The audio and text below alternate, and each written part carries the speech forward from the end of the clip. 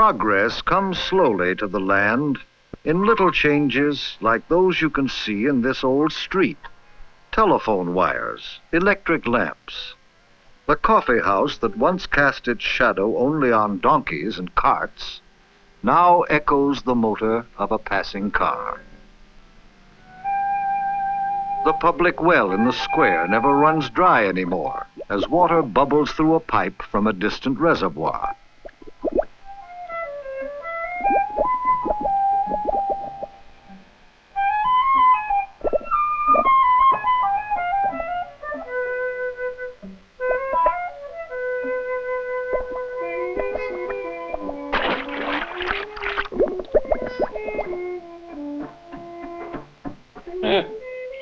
Big joke.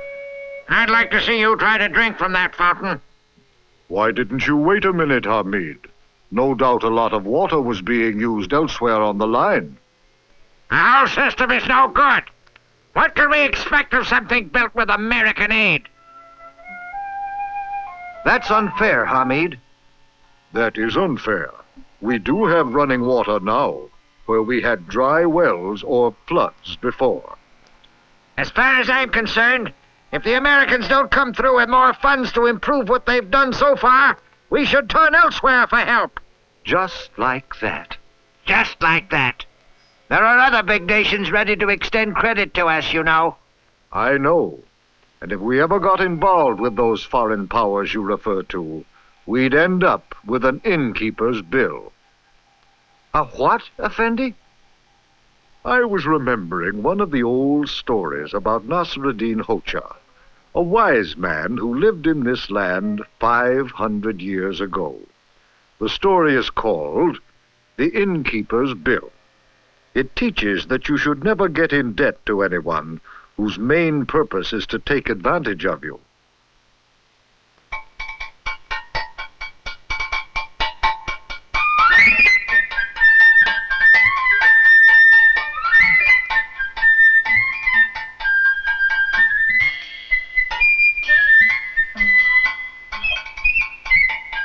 A merchant traveling through the country to sell his wares in a distant place stopped at a roadside inn not far from the Hoxha's village.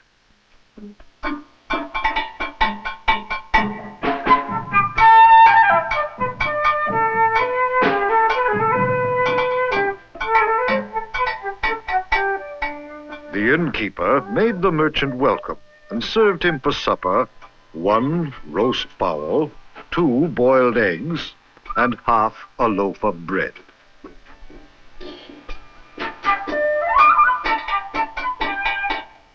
And hay for his donkey.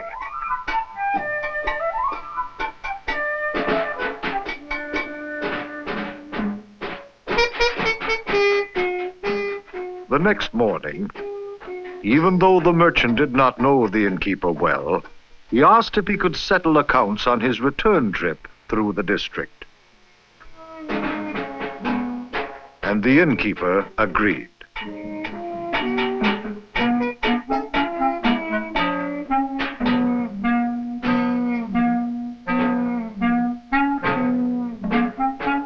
The trip was long and hard for the merchant. 1 month passed, then another, and finally, after 3 months, on his way home, the merchant returned to that same inn near the Hoxha's village.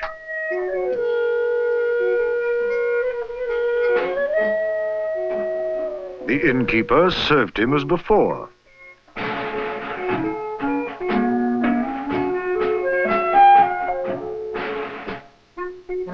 Next morning, as he was leaving, the merchant took out his money bag and called for his bill. The innkeeper smiled. "I'm afraid it's a big bill, but so long as you're not fussy about money, we can easily come to terms. Allowing 100 piastres discount, I think you owe me about 200. 200 piastres? 200? The merchant's first shock at the high total turned to anger as the innkeeper explained his bill. Let us suppose that the chicken you ate 3 months ago and didn't pay for had laid an egg every day. That would make 90 eggs. Oh. If they had been left to hatch, there would have been as many chickens. And these, of course, would have grown up and laid many eggs. I should have had a large poultry yard by now, all from your fowl and eggs. And you can easily figure the hundreds of piastres I would have made from them. Now you complain, even after I allow you a big discount on the cost of all that, and even throw in the food you had last night. You ought to be glad I'm only asking 200 piastres for my loss. The innkeeper's claim was disputed by the merchant, and the case came to court. Before the hearing, the innkeeper had sent a fine, fat goose to the Cadi, and so his charges against the merchant were listened to with favor. The merchant was found responsible for a great loss by the innkeeper, and ordered to bring 200 piastres on the following day.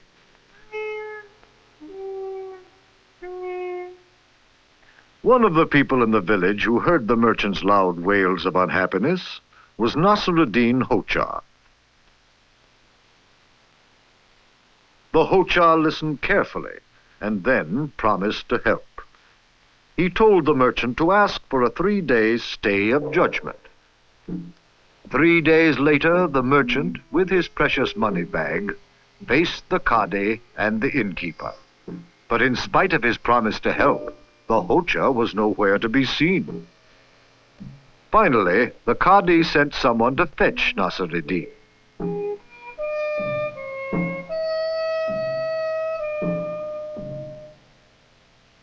And an hour later, the Hoja stood in court. Cadi, I was just coming here when my partner at the farm came in. He was going to sow the field with ordinary wheat. But I stopped him and went to the cereal bins where we keep our boiled wheat. That's just as good, I told him, and gave him sacks of it to sow in all our field. The Cadi's voice was filled with scorn for the Hoja. Gentlemen, you have heard him. This man actually sows his field with cooked wheat. Is it possible for the court to listen to such nonsense? Just as possible, answered the Hoja, as it is to raise a large yard of poultry from a roast fowl and some boiled eggs, for which you have condemned this worthy merchant to pay 200 piastres.